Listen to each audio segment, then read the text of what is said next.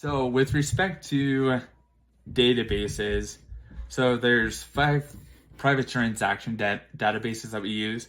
One's called Deal Stats, one's called Pure Comps, one's called IBA, one's called Biz Comps, and one's called GF Data. And all of these are databases where brokers, business valuation firms, accounting firms, lawyers, or banks input data with respect to companies that they're assisting with the transaction.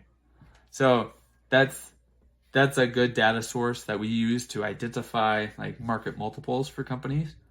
There is a website that we use called BizMiner that I don't know how they're structured, but they have a agreement with the IRS to essentially aggregate all the data, financial data of every small business in the country. And so they break it down by NAICS code, which is industry classification codes.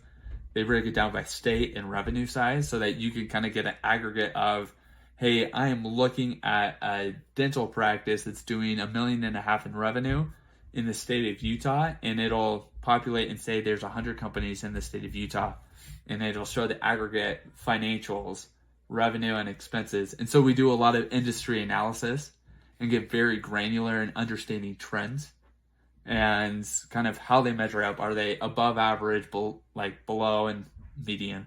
So it's, yeah. And then there's a couple other databases that we use. So like we don't use, like with public companies, you would typically use kind of like Capital IQ or Thomson Reuters or Bloomberg. We don't subscribe to those because we only work with private companies.